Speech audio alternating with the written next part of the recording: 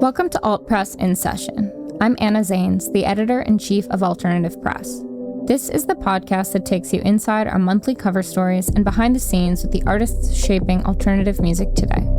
From eating sweet green with the band on set to the day the stories go live, I'll share some of my experience putting these things together in real time. Then we'll listen to an uncut version of the interviews themselves. This is where we go deeper. Today we're talking about our May cover. It was a big one, the iconic, enduring Linkin Park. For some context, last year I was sitting in my kitchen in the Lower East Side, tuning in on a glitchy live stream, watching Mike Shinoda take the stage at Warner Brothers Studios to announce what many people had been waiting for, or at least gossiping about. After months of speculation, Linkin Park was back with new members and new music. The internet was buzzing. Cut to months later, the new lineup is touring the world with a brand new album, deluxe version under their belt. It's a rare day off in Los Angeles for Linkin Park. And they just so happen to be seated across from me on a sensible couch. In this episode, I revisit that afternoon spent with Mike Shinoda, bassist Dave Farrell, and new vocalist Emily Armstrong of Dead Sarah. As a child of the 90s, the chance to sit across from the band was a big moment for me. But any and all nerves were squashed when within minutes of arriving on set, Mike was talking to me about Saratoga Springs morning routine TikToks and asking me what I was currently listening to, eagerly and so earnestly. That month, I was unable to put down This Is Lorelei's album, Box for Buddy, Box for Star. Mike hadn't heard of the band, but before I even blinked, he'd whipped out his phone, was holding it up to his ear, listening to the album in real time with a huge grin.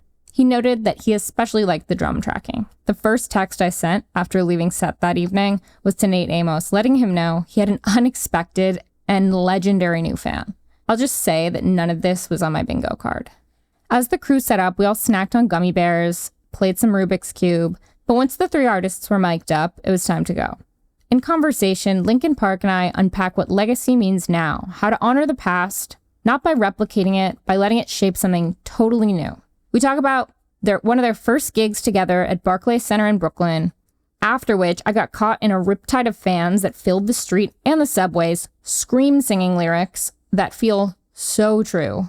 We talk about one of their first gigs together at Barclays Center in Brooklyn, after which I got caught in a riptide of fans who were scream singing lyrics on the subways and filling the streets. We discuss bringing in fresh blood with Colin Britton and Emily, but also keeping the Linkin Park heartbeat alive. We talk about creative process, letting things get weird, and the genius that is Gene Dawson.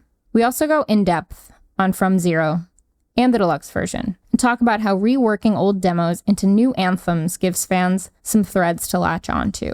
This episode is for anyone who's watched the band evolve since Hybrid Theory, and for anyone who's discovering them in this new chapter. It's a little bit about legacy, but a lot about rebirth. It's one you won't want to miss. So plug in your headphones or hit play. Here's Linkin Park.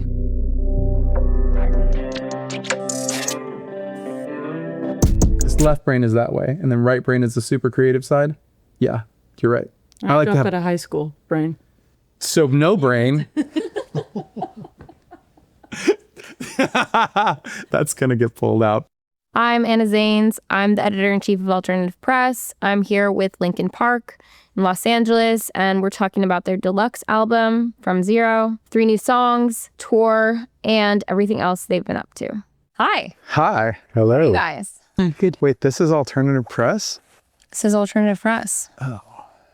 What did you think it was? I thought this was the Rob Report. Oh. It's not? No, it's another Rob Report. Okay. Never heard of that, to be honest. Is this the wrong time to say that? Okay. That was the one we were joking about earlier. It's like all like yachts and like... Oh. Yeah, with like, 2 Bs. Yes. Rob Report with 2 Bs. Go. Oh. Well, this is not the Rob Report. It's Alternative Press. And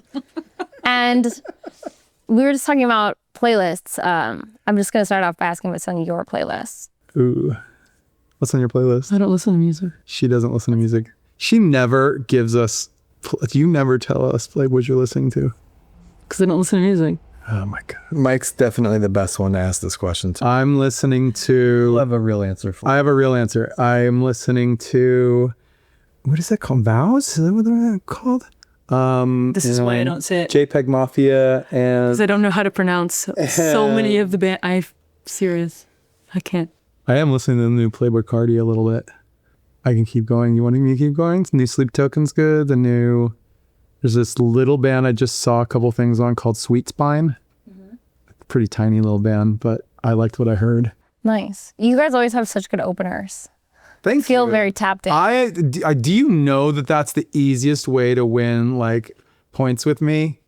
If to say that you like our openers, I'm like, okay, we're now best friends. Yeah, it feels tapped in. That's like how I feel. We're best friends now. Yeah. Good, amazing. Even if you hate me, it's fine. I don't care. It's okay. We can end. You're my best friend. You're the only person.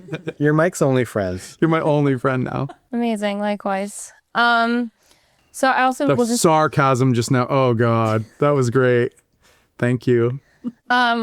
We can jump into talking about the new songs too. Okay. They're awesome. And did you guys write those on tour? No, like more like in between. Well, okay. Oh, for the deluxe. Yeah. So Up From the Bottom was kind of was written entirely. It's entirely new, written in between show dates.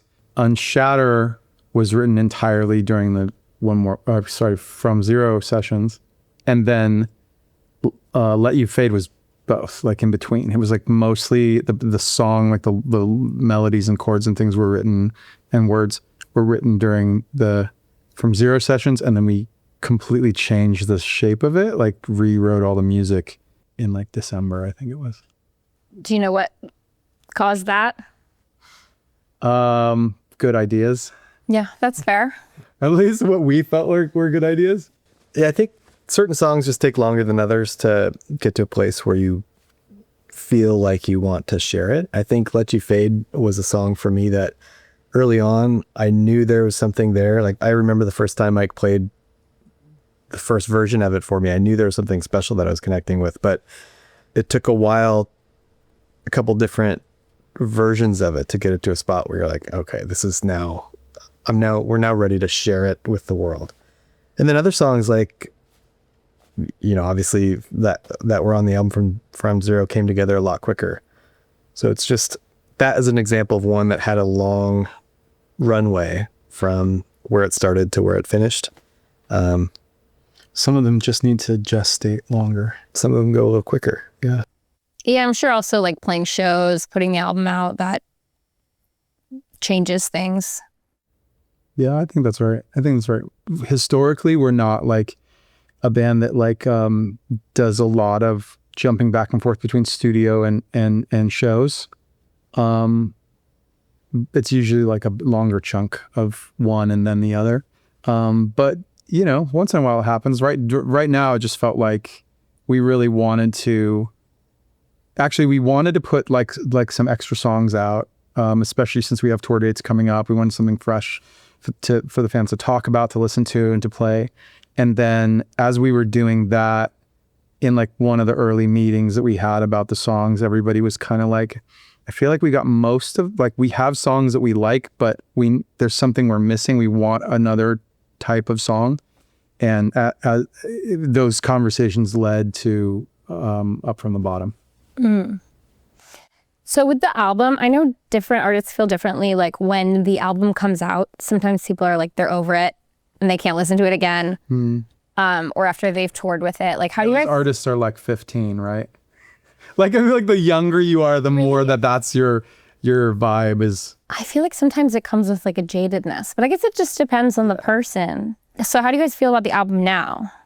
Well, we haven't played all the songs live yet. So I'm definitely not over it. I think when we start playing, we're putting more songs. We're going to be having some rehearsals here and playing the new songs. And I'm actually excited to see if I love the song more than it actually is, or if I don't like it as much and I don't want to play it and I don't want to listen to it again. We'll see.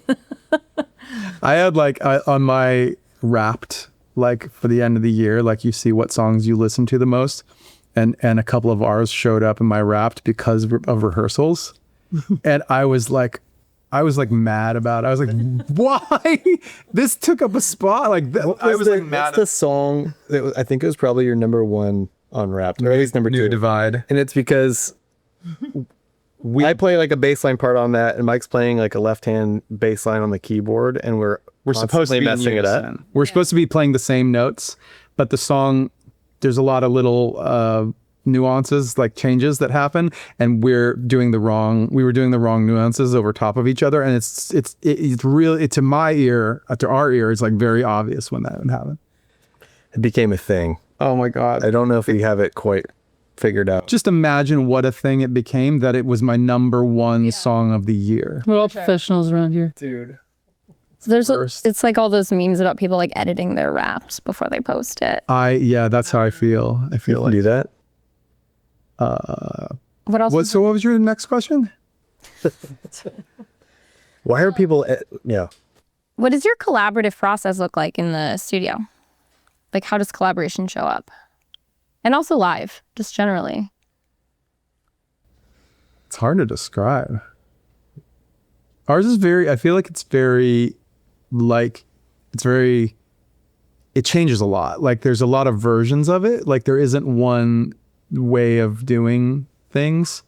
And I think that's because we've done so many songs in so many different ways, and that we have a lot of, like, our fans like make fun of me because I always call it like the tools in the toolbox. Like, we've got a lot of ways to do the thing. And so one of the things that keeps it interesting for me is to like keep switching it up and using different ones. Also, having new blood in the band is a lot of fun because Colin and Emily do things their own way. They do things slightly differently. That is like, it's different enough from what I've ever experienced with our band that it's fun to see those new things that they bring to the table and like pull those out and incorporate it into the writing. I don't know, Em, what do you think about the process? Yeah, I mean, I think I show up and see where the song's at, and if I need to interject or not. I just feel like, I mean, at the beginning, it's like everything's worked for them. So what am I going to bring to the table that's like, hey, I'm going to take this to a new level? Like, I don't have that, like, I don't have hits, I don't have. So it was nice to see how they worked together and just to understand it. And of course, whenever I'm asked to, be part of it, it wasn't like, okay, now Emily, you could do it. They were obviously like any time, but I just felt like this is a winning team already. Can't you imagine she's like I want to learn. The world's best house guest. Yeah, so polite, so pragmatic. Just like, yeah, like how are things are. It's very exciting to be there, and obvious. I definitely was part of. I was part of the process, wasn't I? I love how she's like gets uncomfortable even saying that. Right. I loved, like, we had very specific. I've said this before, like specifically, like there were certain moments where she would just like. She can turn off her mental filter and just words come out, and like she does that very easily and very, very well. And so, there's a version of that when people are able to do that, like the cool, weird, random stuff pops out, and there's some real great like little lyrical moments or like vocal moments on the record that like, what's the Get Out Alive? What's that? How did that? Yeah. No, it was Casualty. Oh yeah, yeah, right? Yeah. Weird. Let's Get Out Alive. Let's get out alive. I was like, what is that? Like, she just said those words, and I was like, that's so weird. I would never have written those words because it had nothing to do with like the song, really. And we kept that, and there were different moments like that where it's like, oh, that's a cool, weird thing to say. We needed more. I think we needed a little more weird in the band. Yeah. Do you feel like that's how you work when you're doing stuff with Said Sarah? Yeah. A little more weird? Yeah. It's more of just stream of consciousness, just I mean, just like Weatherman, let's take like the biggest hit. That was just what came out. There's no thought behind it. And we're just like, that sounds cool. And I was like, I don't know about Weatherman. And everybody's like, no, just keep it. And I was like, what is it? Okay, whatever. and we just kept it. It's really love impressive, that. though, to find the middle ground. Like, I don't think that that's True. like to be able to enter the new space and like you said, turn the mental filter on and off. Yeah. I like I think what I like about that. Well, because I went to school for visual art, and there's like fine art and illustration are completely different majors, and illustration tends to be more like the like organized, thoughtful, like that type of thing, and fine art tends to be the wilder, right? And so that's a thing that I love when we can have both in our music, and we can have the stuff that's very organized and conceptual and what is that, right brain, right? I think that's this left brain is that way, and then right brain is the super creative side. Yeah, you're right. I like dropped out of high school, brain.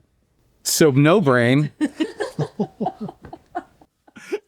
I want. Maybe that's a good thing. That's what I want more of. What I want more of is that in the music where we can take it and be like the what? Dude, that's gonna get pulled out. Mike's dissing Emily. Okay. I truly think that that's like when we've stumbled on even 15 years ago. I remember when we were working with Rick Rubin, that was a thing that we were really trying to get better at, is to look for the more intuitive. I call it like weird, but it's not that it's weird, it's that it's like almost like abstract. Like if you think of some of the records that he's made with like the Chili Peppers get like made fun of because of the like nonsensical lyrics that aren't real words. Like that's it. But that was like when you heard that, you're like, that's cool. Like what did they just do? Who does that? It sticks for sure. Yeah. You can't change it after once it gets to that point of like, I don't know what it is. It sticks. Even if it makes no sense and you try to change it, it just doesn't have the same feeling. Even if it makes more sense, like you've lost the feeling. Yeah. And I love that. I love that so much. Just the randomness of things that you can't be recreated. Yeah. It also happens in performance too, not even just the words, but like you'll sing a strange thing, or where voice will come out a weird way, and sometimes those are the best the best performances.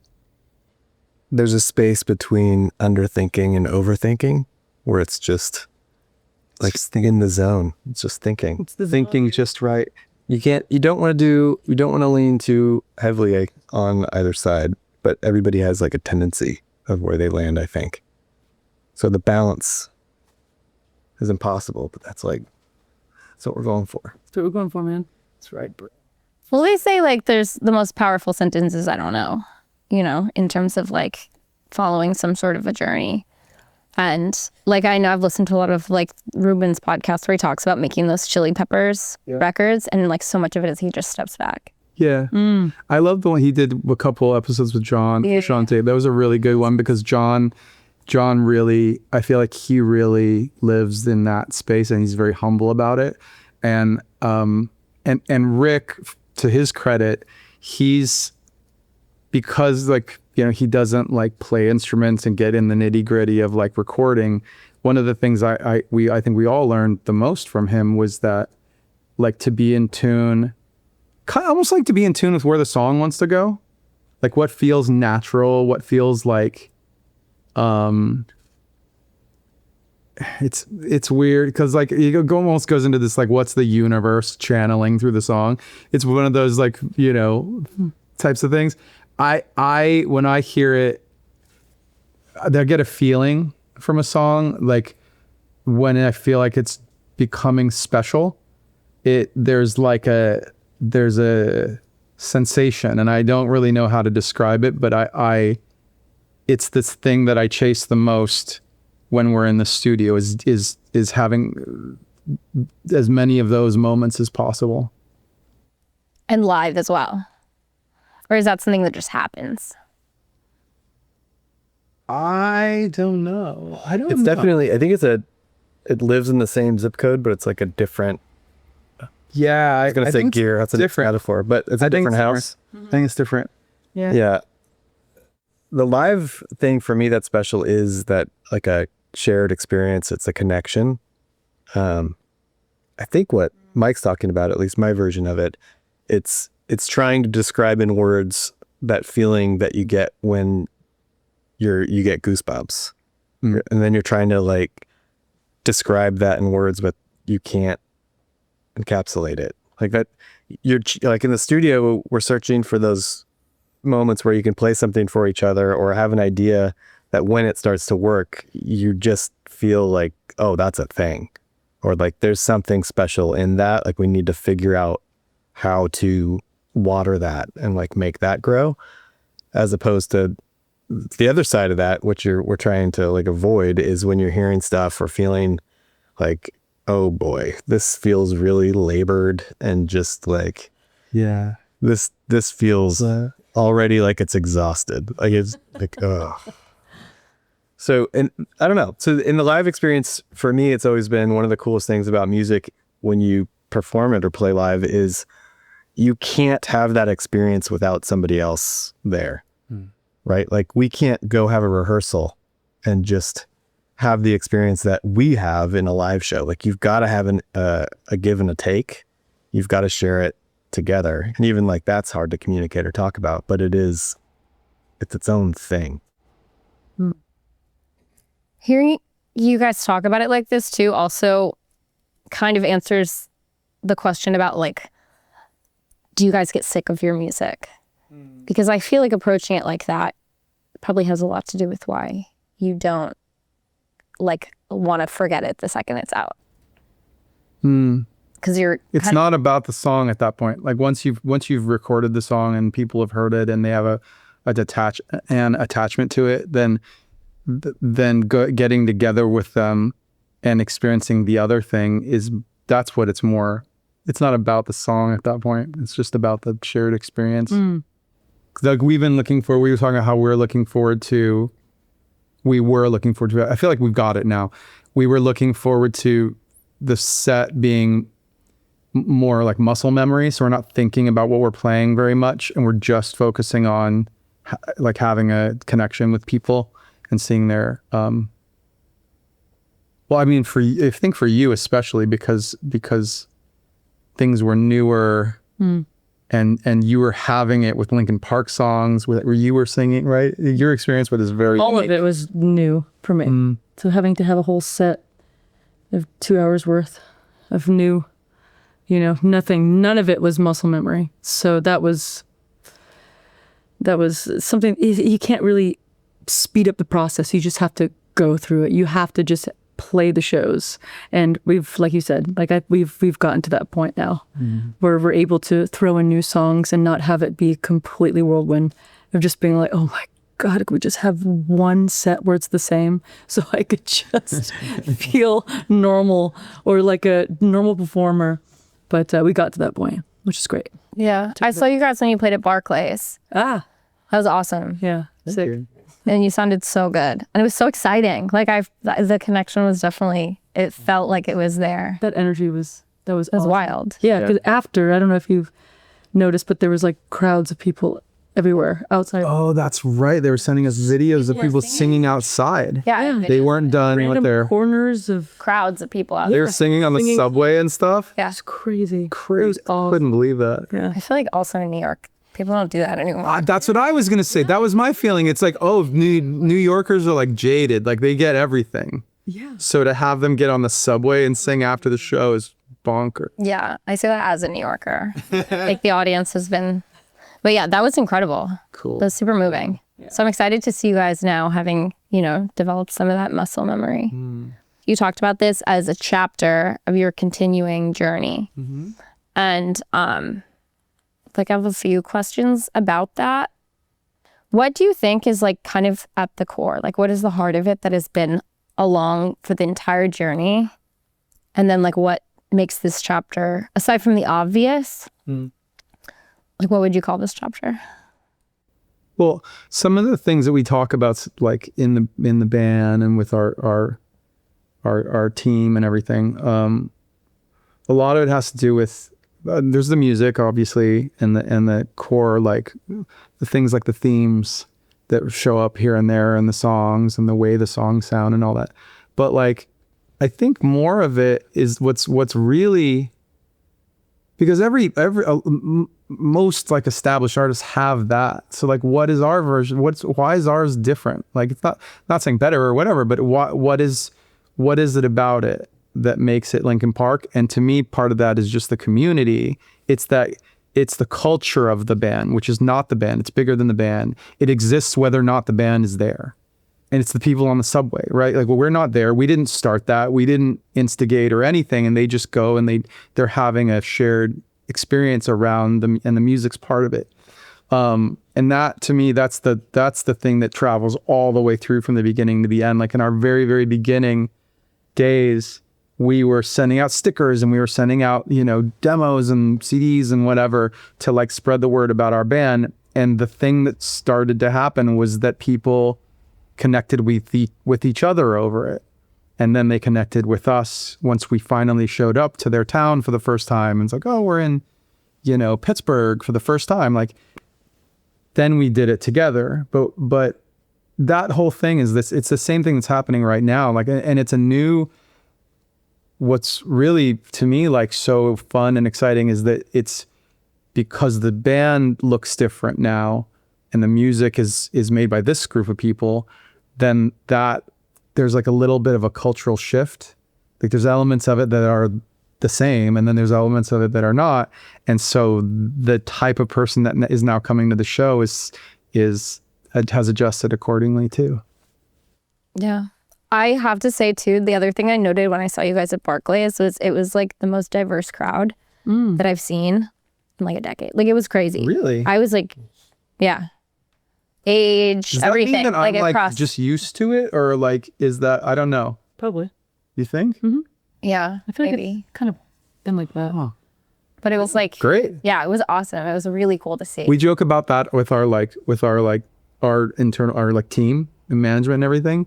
That it's like people we're doing like, oh, like we have a very diverse team, like offices, right? People who like in their workplace. Well, we have a very diverse team. We've never even like really had a conversation about that. Yeah. Because it just happens. Like, yeah. I think and a part of that is I think just the way everybody is. Like they're just, I don't know. Yeah. I don't know what that is. That was cool. It was awesome. Great. What has been the most profound fan moment for you since joining? Fan moment? Like a fan interaction or a moment? I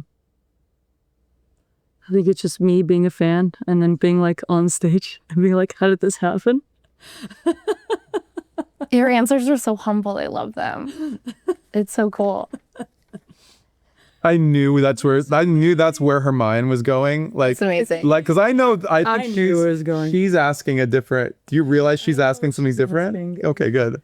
That's better. I just knew her brain was like already on that. Yeah, I mean, So funny. it was just definitely in moments where I'm just like, what the fuck is going on? Yeah. How did this happen?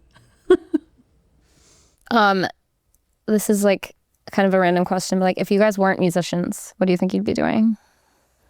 I'd be playing professional basketball. That's true.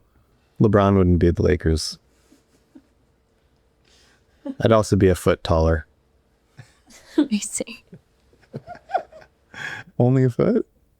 If I'm playing like a guard, yes. Okay. I'd be 7 foot instead of 6 foot. Which, yes, I'm not 6. Should have went bigger. I'd be 7'4" instead of 6'4". Nice. You can edit that to make that joke even that much better. But wait, you're not 6'4". I went to school pre-med, and then I realized in my first year there that I absolutely hate the sight of blood. And so I knew that med school was not a good career path at that point. And I'd never changed lanes into a different space when music started working. So I don't know where or what I would be doing were it not for the band. But I'd be a professional dancer in all in every kind of dancing. what does that mean? Yep. Like, because because of the gifts that I have of me dancing on stage. Apparently, no, but I was been some kind of. I love sports and stuff, so I feel like I would have definitely, like, even in high school, a coach was like, "I want you to set you up with some universities to." Wait, and that's when I was like, was it basketball first or basketball? Then skateboarding for a while. Skateboarding, yeah. Or skating first. It was both. But then in high school, I had to really choose one, and then I was pretty good at it. And then it was like, hey, if you want to do, I was like, no. And that's when I started Dead Sarah. And then I dropped out. I was like, I already know what I want to do. Yeah. Yeah. I like how decisive that is. Like, I feel like as a kid, like some kids are lucky to be able to know what they wanted. Like, oh, this is my calling. Like, this is my thing. I know. I realize how lucky that is. Lucky. Yeah. Because it's like, I was like drawing and painting and stuff. That's probably my thing. Mine's like easy, but that would have been that's where I was already going. And even with that, like, I always thought that was my calling. That was what I was going to do. And then our weekend shows at the Roxy ended up getting bigger and bigger. I was like, wait, am I not the thing that I've been pointing my whole life at for 10 years? Is it not what I'm doing? That's weird. My mom was just basically like, please tell me you're going to finish college. Just please don't leave. Like, we got so close. You just have to stay in for 3 more months. I was like, okay, we just signed a record deal, but I will stay in school for 3 more months to finish it. Finish school. Yeah. I feel like everybody should finish high school at least, but this is not like a drop out of high school and do something. Just finish high school. Just do it. It's to be helpful. School kids. Yeah, stay in school kids. Be cool. Yeah. How do you guys stay grounded? Because you're pretty much, it seems like you're always busy and always doing things and traveling. We make fun of each other. If anybody starts acting up, we immediately just shame them. Yeah, that's great. Yeah, we shame them. Bringing shaming back. Yeah. There's not enough shaming in the world. That's also the pull-out quote. It's Linkin Park. There's not enough shaming in the world. God, we're bad at this. But actually, I do want to talk about the openers. Yeah, as well. And I do too. We actually haven't talked about them enough. How that process is We put a wish list together. We did the whole band threw names into a pot, and then it becomes okay, who is the right, almost the right size for the cities and the venues and whatever. Because in some cases, we had Sleep Token open or on a show last year, and that was a stretch because they've gotten so big now, they're so popular that they're moving out of that opener realm, they're a headliner. So and then you've got artists my number one on my thing was Gene Dawson. I was like, please, as any shows we can get with Gene Dawson. I've never met him. I just love his music, and as many shows as possible. And he was he's a perfect opener, but also on the smaller side. So on some of those shows, you had to have another artist in between. And sometimes not. So we've got shows with, we had shows with them. We've got some more coming with Gene. I love Gene Dawson so much. Such a sweetheart. If you're watching, you haven't checked Gene Dawson out, oh my God. Just it's inevitable to me that people are going to hear about and just be obsessed. I'm obsessed. Architects are on shows, Paris, on some shows. Who else? Grandson, of course. We're doing a lot of shows. Grandson. Spirit Box. Very excited about Spirit Box. Yeah, it's gonna be fun. And then JPEG Mafia. Very excited about those shows. I think we have a show with one OK Rock, but I could be wrong there. That's right. And he's in Paris, right? Yep. One show. Yeah. They're cool. Yeah. Their fans are nuts. Taka is we've known. It was funny because we knew Taka just from playing shows in Japan, and for the tribute show for Chester, he came to LA and sang with us. And then as this thing was all kicking off, I kind of hadn't put two and two together, but Colin, our drummer, had like worked with them. He was like one of their main contributors. Like he helped write and produce a ton of their stuff. And I was like, dude, that's really weird that we have this like connection with this one band. Like, so we've like hung out with those guys when we went to Japan and stuff, and they had all these stories about Colin, which were really funny. Yeah, super excited about the openers. And our list, by the way, was like, 5 times longer than what we just talked about. Like there's so many other bands that we'd love to play with, and eventually. My friends' bands on there just threw. Dude, no, also good. Like there's so many bands. Wait, which one are you thinking of? Bitch Camp. Oh yeah, love Bitch Camp. Hey, Huge Bitch Camp fan. there you go. Yeah, no, that's awesome. That seems fun, but also stressful because there's so many good ones, like you said. But yeah, I don't know. It feels like they always compliment you guys pretty well. Cool. Great. It's good to hear. Yeah. Yeah. I feel like you're the expert.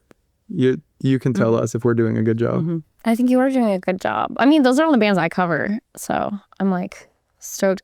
Gene, also, I just like. Right? Yeah. Yes. I mean, you guys seem like good people, and those are all from my knowing them, like good people too. Those cool. bands. Gee, I just remember, like when I was working at a festival, and it was like really hot, and I was standing outside interviewing people in the desert, and like I did not know Gene Dawson, and he like invited me into his trailer to like and give me water and like all this stuff, and it was just like. I feel like I'll never forget that. Like it was very sweet. That's nice. It was really nice. Yeah. I mean, I guess the one question that I asked that was, what would this chapter be called? Can we describe it maybe? I don't know. Like giving it a name seems hard. Yeah. From zero. I know. Yeah, there you go. That's perfect. Like a thesis statement. Yeah, it's interesting because I'm really curious about what you guys have to say. I just feel like I'm there. One of the things that I find myself doing is like looking at the ways we've done things, or like the rules, even our mental, like this is the way it's done, like, and taking some of that apart and rewriting some of that. It's not like other people's rules. It's just my own personal, like, well, usually we tour this way, or usually I would get up in the morning and do this, or this is how I think about the show. And I don't have to do those things. Like it's a different group of people. It's a different era. And so some of that stuff just feels natural to do it a different way. What about you guys? It's hard to put like a name to it. Yeah. Because for me, but I'm sure somebody could say something super clever and be like, that's great. But Comments underneath. yeah, I know for me, like that when we were starting back up, kind of early days rebuilding the band, I just have a part of my personality that it's like you either win or you learn, but you don't lose until you quit. Like you don't lose until you give up. So, and I'm not just talking about like the craziest stuff, but even like simple things. I feel like with my wife or family, if it didn't go how we wanted it to, or if somebody's bummed on a experience or a thing, like there's always a chance to fix that, or to at least redo it, or to change the shape or the direction of how it went. And so for this, there's kind of a stall period where we were all, recalibrating, figuring out where we're at, kind of recentering, to use a big woo-woo term. But then at the end of that, it was more us coming back together and just saying like, okay, moving forward, what does that look like? Like, what does that chapter feel like? What do we want it to be? How can we imagine it?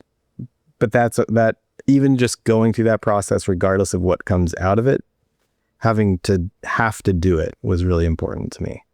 Like I didn't want or have an option of not trying to figure out what our next step is. Not only as Linkin Park, but even as like our relationships as close friends. You know, this is a huge thing that we've spent a large chunk of our life and identity and hard work and whatever, blood, sweat, and tears that we've put into it. What does that look like, you know, moving forward? What do those friendships and relationships become? Right. And so in the process of that, also then adding in and finding Emily and Colin and all the different twists and turns just add so much color and life to all that it's really special. That's why it's probably hard to just say a 2-word title to it, but I mean, that was great. that's 150,000 word title to it. And like my point of view at the beginning of it, like if I thought about it too much, it was very overwhelming. As you can imagine, there's this legacy of this band, you know?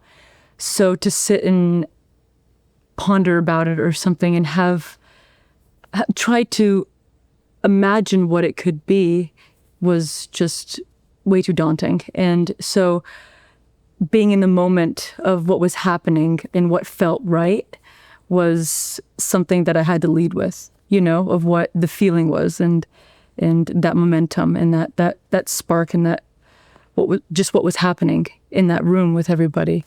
And so it was something that I definitely wanted to be great, you know, for fans as well. So I was just like, I don't want to let anybody down, you know? And I felt like, yeah, somebody's got to do it, right? At some point, because I could feel that it wasn't over, you know? You could feel that, you know? And I feel, and somebody had to do it. And so I would think, even when I was coming in and I knew it wasn't just me that was coming in, you know, and writing. And I just thought, who could it be? You know, like, honestly, like taking myself out of the equation, like, yeah, we didn't talk about who would fit really well. I thought that would be weird. Like, we didn't tell anybody who came in and sang on anything. Like, we pretty much didn't tell them about anybody else. Just thought that would be weird. The only exception was, like, I remember later in the process, like, we had a song that Teddy Swims had sung on, and Emily heard him, and she's like, oh, like, who's that? Like, that type of thing. And, you know, like, he's a great example because he's a sweet dude and, like, super talented singer. And it wasn't about those things. Like, we get along great with him. He sings really well. Like, it's not about that. Like, when we all got in the room, the more often we got in the room with Emily and Colin, it just felt very, like, I don't know, it just felt right. It felt really good. And we were making really great stuff together. Yeah. That was reassuring, though. I think that, like, that's the type of thing where if the fans had heard, like, the whole album, like, this is trash, you guys are horrible, this is the worst thing I've ever heard, and everybody abandoned us completely, like, we wouldn't have felt like complete idiots because, like, we still knew that we got in the room and enjoyed ourselves. Like, we knew that part was right and it felt good. Yeah. So even if the rest of it didn't work, it's like I would have felt fine. I would have felt okay about that. Could have gone many ways. Right. And we did think that, you know, like, there's so many ways. Possible. Yeah. Seems like it worked out. I think so. So far, so good. You guys, yeah. What was the first album you ever bought? Oh, this is horrible. Why? Because it's embarrassing? Wait, is that the first thing I ever bought? No, mine's good. Mine was Beck Odelay. That we ever bought or that was bought for us? Both. You can answer both. I think mine is cool. It's Licensed to Ill. Okay. Yeah. I was like, after that, it was Bon Jovi. So that's why I was like, oh no, is it Bon Jovi? But it's actually not. Why would that be? Oh no. It's great. I did have like I had a period where I was like, thought John Bon Jovi was the coolest character. Like, my cousin came to my house and was babysitting us, and she was an artist, and she's like, oh, like, while I'm here, I'll do a drawing for you. And I asked her to do literally like an 18 by 24 pointillism drawing of John Bon Jovi. That's awesome. I wish I still had it. It was so hilarious. My first album I asked to have bought for me, I guess. That's a really weird way of saying that. That I asked for? Yes. Probably a better way of saying it. Was I got the vinyl of Michael Jackson's Thriller, which is pretty basic. Pretty awesome. And then I remember the first 2 CDs because they came together, which is pretty funny too. We know I got a CD player for Christmas or something, and with it came Tone Loc. Oh, wow. And Vanilla Ice. Wow. Solid. Which was legendary. Tone Loc. What is You don't know Tone Loc, probably. You would know. A Funky Cold Medina. it? Oh, Wait, what was the other one? Wild Thing. Yeah. He was a Wild Thing. deep voice. Yeah. okay. He actually also was an actor. He is an actor. He did some he was in some funny movies too. Shout out to Tone Loc. Call me. So, Call. I remember there's the Loc side of the, and then there was the something else side, which didn't make sense on CD. No. It was the album was called Loked After Loked Dark. After Dark. Yep. So the other side was the dark side. Dark side. And it was Side on the dark side. the Loked side was the radio hits, and the dark side was a little more language for my dark. 11-year-old ears. Wow. Thank you guys so much. She's like, please stop. No, You guys, I want to please get through stop the now. phone. I'm getting signals. Hopefully you enjoyed that as much as I did, and hopefully you'll get the chance to check the band and their incredible openers out on tour. If you do, and you get your hands on some Linkin Park flavored Haribo, it was just my half birthday and I'm still accepting gifts. Thanks for joining us in session. If you liked this episode, share it, leave a review, or send it to a friend who might need to hear it. You can also watch the video interview on veeps.com. We'll be back soon with more stories on the front lines of music, culture, and everything in between.